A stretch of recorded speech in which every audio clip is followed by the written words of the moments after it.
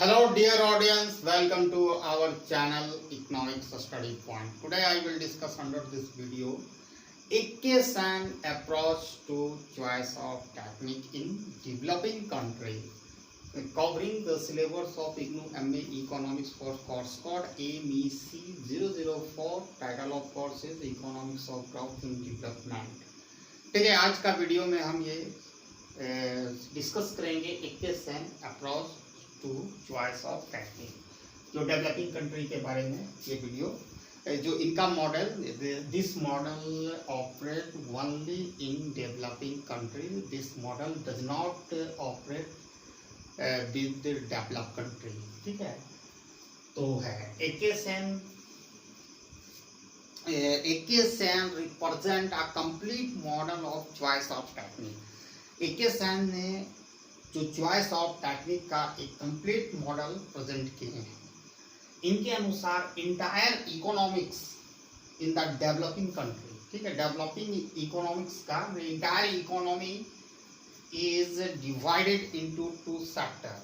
Okay, economy is divided into two sector.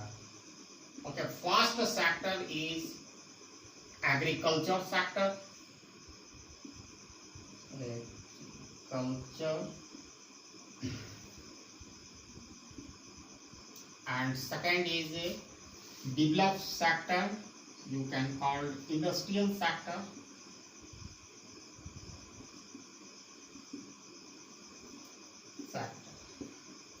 इस model के अनुसार इकोनॉमिक्स को दो सेक्टर में बांटा गया है, लेकिन यहाँ पर आपको ये समझना है, एग्रीकल्चर सेक्टर हम सिंपली लिख दिए, लेकिन इनके शब्दों में आप कहें तो इसे, जिस एग्रीकल्चर सेक्टर को हम कह रहे हैं, it is a consider as a pre capitalist sector. Okay, economy based on family based agriculture, okay, with the large scale open and disguised unemployment। ठीक है, एग्रीकल्चर सेक्टर जो इनके द्वारा क्लासिफाइड किया गया है, तो जो ये बैकवर्ड सेक्टर भी इसको आप कह सकते हैं, बैकवर्ड सेक्टर। ठीक है, इस मॉडल में सेक्टर को डिनोट किया गया B4 बैकवर्ड, यानी सेक्टर बी के नाम से इस मॉडल में डिनोट किया गया है। ठीक है, दूसरा इंडस्ट्रियल सेक्टर, जिन्होंने वो अपने भाषा में यहाँ बताए हैं, this sector is a control by government. Okay, and it is according to this model it is consider as a advance sector. ठीक है, एडवांस्ड सेक्टर, जिसको हम ए से भी डिनोट कर सकते हैं, सेक्टर ए। ठीक है, तो यहाँ पर हम एक बार फिर बता देते हैं कि Eckaus present a complete model of choice of technique. Okay, according to this model entire economy is divided into two sector.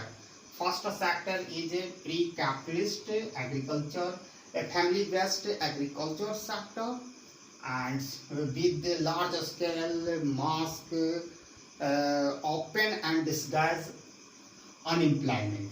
ये कैरेक्टरिस्टिक, इसमें बहुत ज़्यादा मात्रा में ओपन मतलब खुली और डिस्गाइज मतलब होगी छुपी हुई बेरोजगारी पाई जाती है। And another sector is a controlled by government on its sector, you can call it industrial sector. It is a considered as an advanced sector. It is denoted by sector A, that is the sector directly controlled by government, and agriculture sector in this model is indicated and denoted by sector B। ठीक है, B for backward, A for advanced। ठीक है, but choice of technique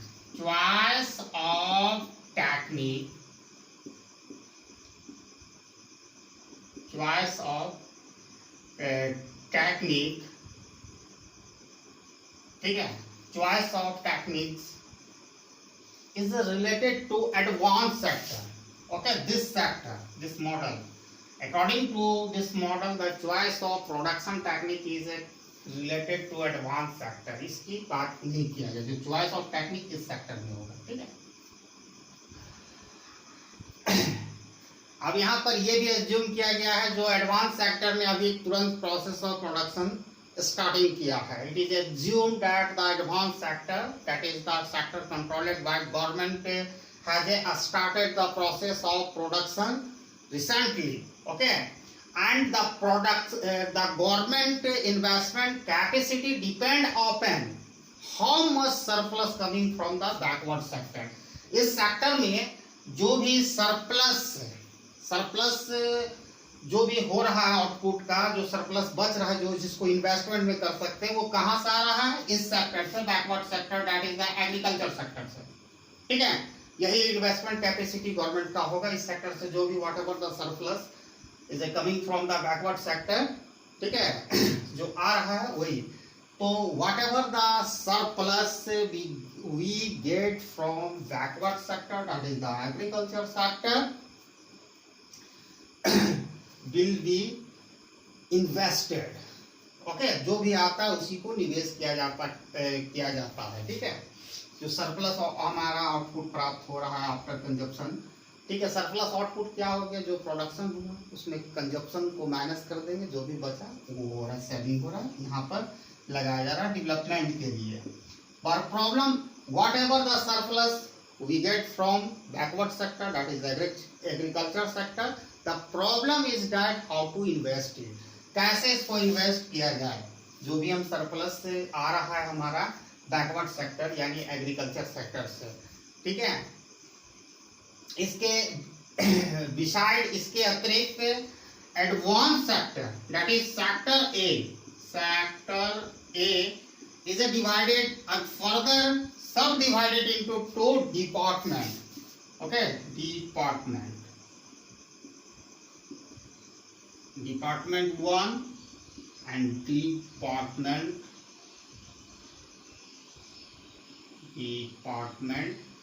2, ठीक है। Further sector A, that is the advance sector, the sector controlled by government is subdivided into two sector, department 1 and department 2. Department 1 producing consumer good, जो department 1 कौन सा goods का, sorry department 1 capital good, तो department under the department 1 capital goods is being produce, ठीक है, capital good. और department 2 के अंतर्गत कंज्यूमर गुड्स, ठीक है, कंज्यूमर गुड्स,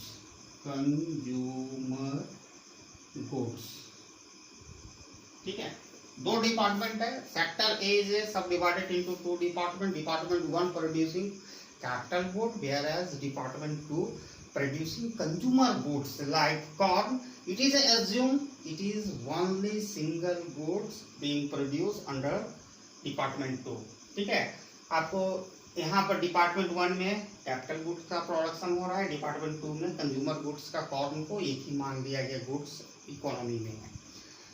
और यहाँ पर थोड़ा सा ब्रीफली आप लोग को थोड़ा सा हम एजुकेट करना चाहेंगे। बहुत लोग नहीं जानते होंगे differences between the capital goods and consumption goods. हम एकदम ब्रीफली बता रहे हैं। कोई भी गुड्स जिसको हम डायरेक्टली कंज्यूम करते हैं फाइनल कंज्यूमर के द्वारा, जो भी फाइनल कंज्यूमर डायरेक्टली जिसको कंज्यूम करता है, चाहे किसी भी चीज़ के हो, खाने पीने की टेबल थिंग्स हो या कोई व्हीकल्स हो, जो डायरेक्ट यूज करते हैं उसको हम कह सकते हैं कंज्यूमर गुड्स, ठीक है। और वेयर एज कैपिटल गुड्स हम उस गुड्स को कहते हैं जिसको हम डायरेक्ट यूज करते ना इनडायरेक्ट यूज करते। जैसे मान के चलिए हम सपोज दैट कोई भी चीज़ का स्कूटी ही ले लेते हैं। स्कूटी हम डायरेक्ट यूज करते हैं, ये कंज्यूमर गुड्स है, लेकिन इसका जो मशीन के द्वारा ये तैयार होता है इनडायरेक्टली हमारे लिए ही तो तैयार हो रहा है ना, हम खरीदते हैं तभी वहाँ पर प्रोडक्शन, तो वो मशीन इस माने स्कूटी के फैक्ट्री में लगा हुआ है, वो आपको कैपिटल गुड्स है, बिल्डिंग्स है, ठीक है। हम इनडायरेक्टली यूज कर रहे हैं, डायरेक्टली यूज कर रहे हैं, ठीक है। इसके बाद ये मॉडल में कुछ एजम्पशंस हैं, वो आपको बताने जा रहे हैं। This model is subject to some assumption, तो उसको हम बताते हैं आपको।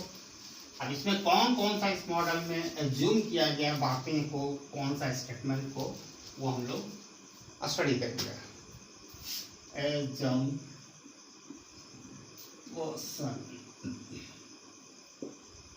First, capital goods once produced it last for a longer period of time, जो भी it is a produced with the only level। Okay, capital goods एक बार जब प्रोड्यूस होगा ये लंबे समय तक चलेगा, ठीक है, और इसका जो उत्पादन केवल ओनली लेबर के द्वारा किया जाता है। क्लियर? दूसरा है there are two factor of production, capital and labour. Capital and labour, इसमें मान्यता लिया गया है कि दो ही फैक्टर ऑफ प्रोडक्शन है, कैपिटल और लेबर। ठीक है। तीसरा है there are constant return to a scale, constant return to a scale. ठीक है, constant return to a scale इसमें एप्लीकेबल होगा constant. There is a constant return to a scale का मतलब ये हो रहा है कि जिस प्रोपोर्शन में हम इनपुट को लगाएंगे उसी सेम प्रोपोर्शन में हम आउटपुट पाएंगे। ठीक है, if we increase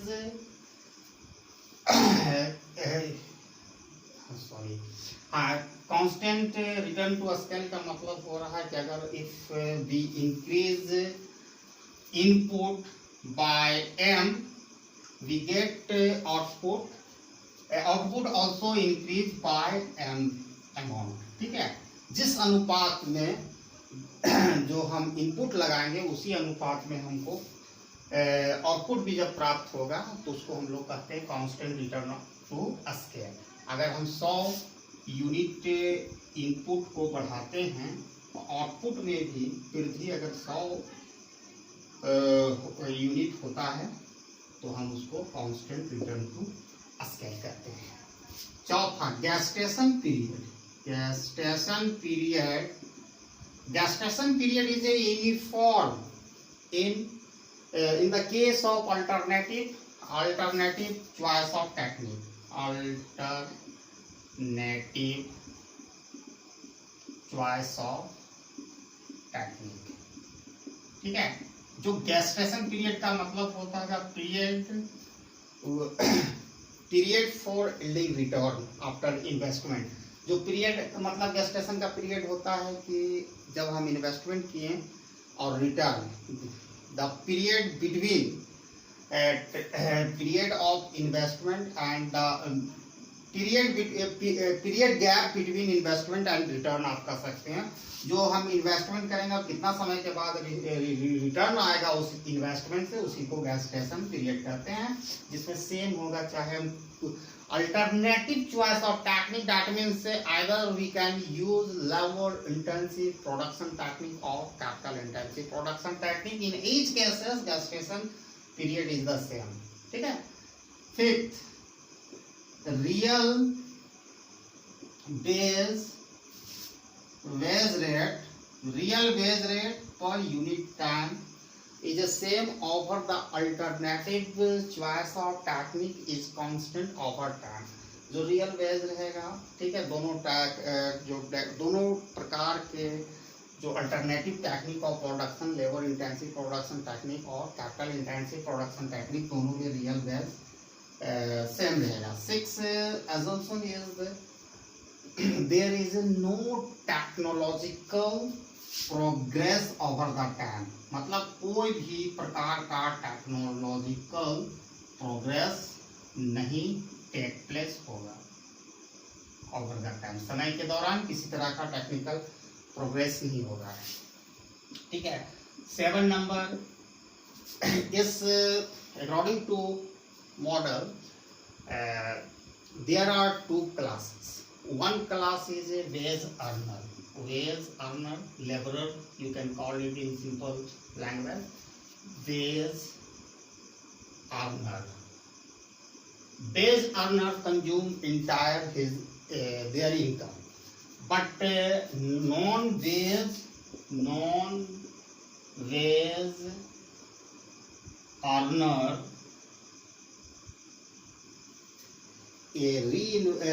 invest their entire income. जो वेज अर्नर, जो मजदूर है, अपना सारा जो अर्निंग को कंज्यूम कर लेता है, और वो सारा जो नॉन वेज अर्नर है, जो कर सकते हैं कैपिटलिस्ट, वो सारा या जो इन्वेस्टर है वो सारा अपना इनकम को इन्वेस्ट कर देता है। और आठवां labour supply, labour supply, labour supply to sector A, labour supply to sector A is a perfectly elastic at the subsistence level। subsistence level मतलब होता है माने वो लेवल जिस पर व्यक्ति कोई भी the person who is earning just equal to maintain his cost of living, उससे ज़्यादा वो सेविंग वगैरह नहीं कर सकता। जो उस लेवल पर कि जहाँ पर आपका खाना पीना कपड़ा लगता है, कॉस्ट ऑफ लिविंग के बराबर आप अर्निंग कर रहे हैं, जितना खाया उतना कंज्यूम किया। जैसे साफ बात है, जैसे वेज अर्नर ग्रुप में मैंने बताया, तो ठीक है। इलास्टिक आखिर ऐसा क्यों होता है? Because of mass unemployment in the backward sector, that is the agriculture sector, that's the why the labour supply to sector A is a perfectly elastic at the subsistence wage, wage मतलब इसको कह सकते हो cost of living, ठीक है। Cost of living के बराबर ही veg मिल रहा है, ठीक है। तो ये मैंने 8 एग्जाम्पल को बतला दिया। अब हम मॉडल पर आते हैं।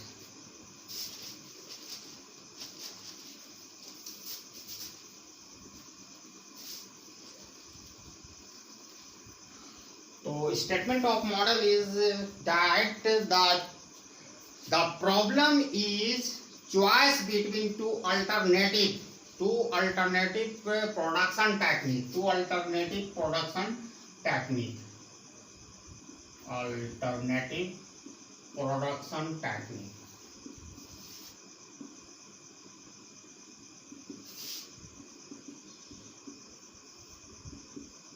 टेक्निक्स, ठीक है। जो मुख्य प्रॉब्लम है कि आपको दो अल्टरनेटिव प्रोडक्शन टेक्निक के बारे में चूज करना पड़ेगा। Two alternative production technique. First capital intensive production technique, capital intensive production technique,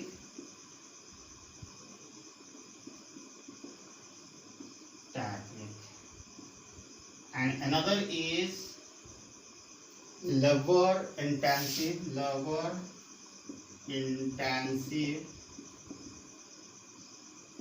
production technique।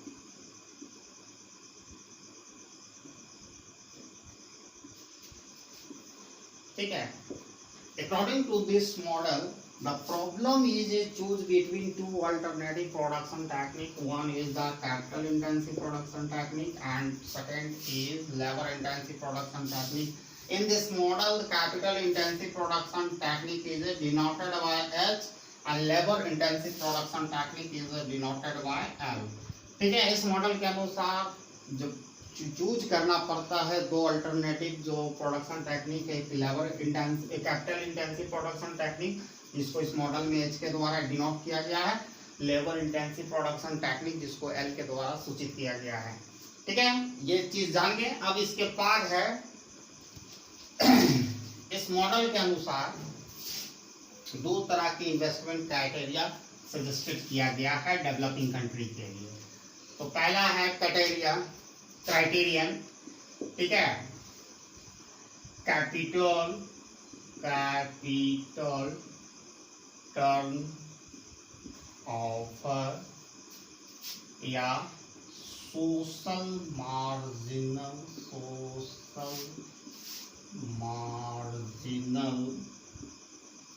Productivity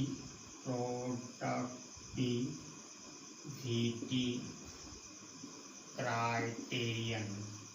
ठीक है, पहला सजेस्ट किया गया है डेवलपिंग कंट्री के इन्वेस्टमेंट क्राइटेरियन में कैपिटल टर्न ओवर क्राइटेरियन या social marginal productivity criterion. if our purpose is a maximize current output of consumer good, okay, if our objective is to maximize current output of consumer goods, then labor intensive, that is denoted by L, production technique will be preferred to capital intensive production technique H. ठीक है, अगर हमारा objective होगा current output जो हमारा consumer goods का बढ़ाने का, तो हमें लेबर इंटेंसिव प्रोडक्शन टेक्निक को चूज करेंगे as against the capital intensive production technique. This is a because, okay, labor intensive production technique is larger total output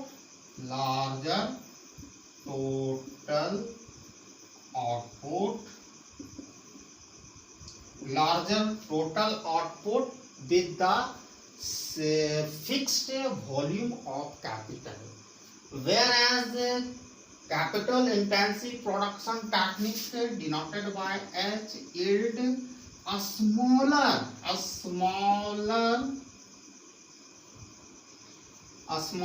total output with the same capital stock. ठीक है, इस criteria के अनुसार हमारा अगर हम कंज्यूमर गुड्स को कंज्यूमर गुड्स का प्रोडक्शन बढ़ाना है तो हमें लेबर इंटेंसिव प्रोडक्शन टेक्निक को अपनाना पड़ेगा। ऐसा इसलिए कि लेबर इंटेंसिव प्रोडक्शन टेक्निक में लार्ज हम प्राप्त करते हैं टोटल आउटपुट, पहली बात, और with the fixed volume of capital stock, और उतना ही कैपिटल स्टॉक से कैपिटल इंटेंसिव प्रोडक्शन टेक्निक में स्मॉलर टोटल आउटपुट को प्राप्त करते, इसलिए हम ज़्यादा प्रीफर करेंगे अगर हमको current output of consumer goods बढ़ाना है तो लेबर इंटेंसिव प्रोडक्शन टेक्निक को अपनाएंगे। ठीक है, दूसरा suggestion regarding to investment criterion in the developing country according to this model is MRQ criterion. MRQ stand for marginal reinvestment quotient criterion.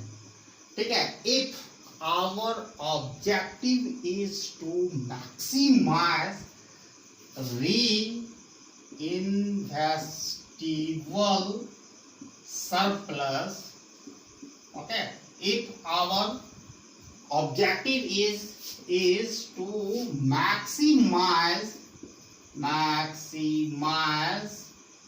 reinvestable surplus, capital intensive production technique denoted by S should be chosen as against the labor intensive production technique denoted by I. ठीक है, अगर हमारा purpose या उद्देश्य है री investment surplus को बढ़ाने के लिए, री इन्वेस्टमेंट सरप्लस का मतलब हो गया कि इन्वेस्टमेंट के लिए और ज़्यादा सरप्लस करने, मतलब जो भी चीज़ वट एवर प्रोड्यूस उसको अगर हम फिर से री इन्वेस्ट करना चाहते हैं, ठीक है, तो हमको कैपिटल इंटेंसिव प्रोडक्शन टेक्निक को बढ़ाना पड़ेगा। ऐसा इसलिए कि री इन्वेस्ट करने से हमें कैपिटल स्टॉक में वृद्धि होती है। Investment that is the increment in stock of capital. ठीक है, और ऐसा क्यों? This is because capital intensive production technique denoted by H yield larger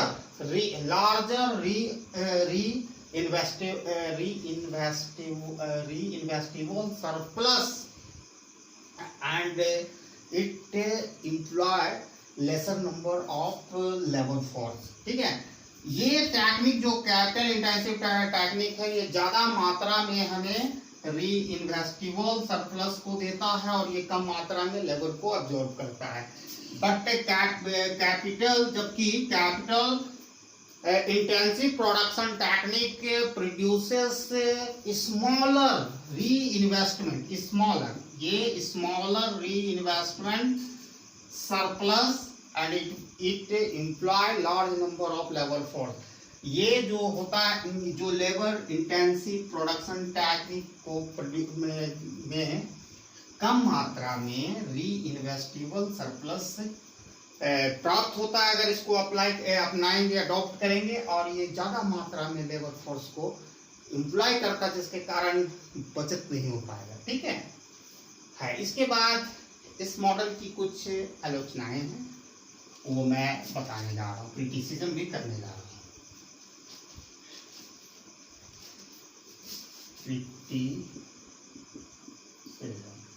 This model is also subject to certain criticism. First, unrealistic assumption.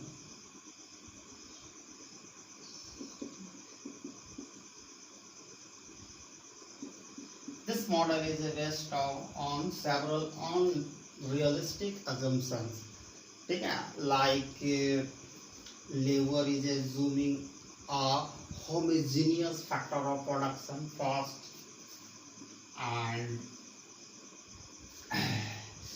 and capital labor ratio is considered the single index of choice of technique. And third, a goods serving both purpose capital goods as well as investment goods. ठीक है, capital goods consumer goods as well as capital goods. ठीक है, इसकी ये unrealistic assumption पर आधारित है। पहला इसमें मान लिया गया कि एक ही गुड्स को, ठीक है, कैपिटल गुड्स को भी कुछ प्लेसेस में माना गया, दूसरे प्लेसेस में उसको आप कंज्यूमर गुड्स को भी अज्यूम किया गया, पहली बात। दूसरा है इसमें लेबर को होमोजेनियस मान लिया गया। होमोजेनियस का मतलब है कि सारे लेबर जो मजदूर है, श्रमिक है, उसकी टैलेंट एक समान है, एक समान वो काम कर सकता है, जो प्रत्येक it vary to person to person. ये तो पर्सन टू पर्सन, आदमी से आदमी का टैलेंट कैपेसिटी बदलते रहता है। ठीक है। दूसरा, ये model, this model does not explain what kinds of effect living on choice of technique if there is a change in demand, input demand, and change in government policy etc.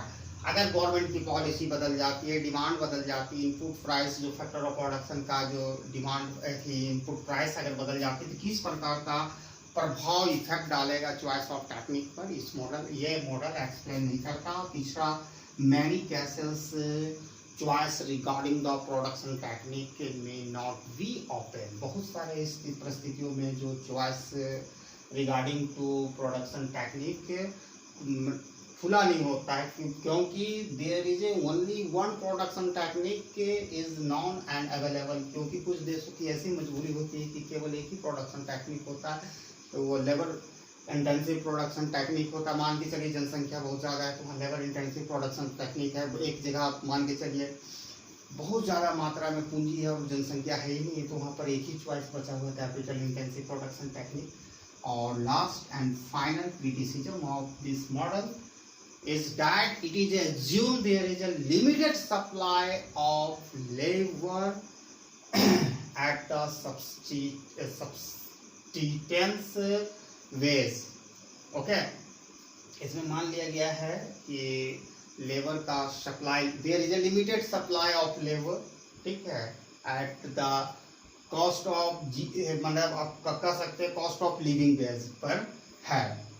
But this model does not explain the possibility of limit on the supply of such labor. लेकिन कितना ज़्यादा मात्रा में उसकी possibility कितना होगा limit, इसके बारे में ये एक्सप्लेन नहीं करता। अगर if limit is introduced into this model, optimal capital intensity would be different from as assumed in this model. Optimal capital intensity, ठीक है, intensity।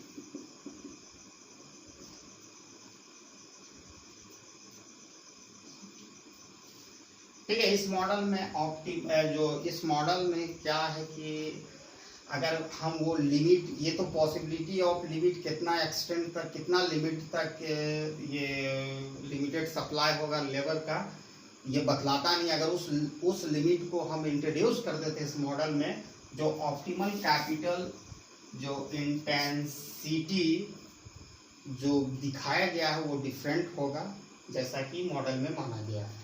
ठीक है, तो thanks for watching my video till and, and I hope everybody got the concept I talked under this video. Thanks for watching my video till end. Once again, Jai Hind.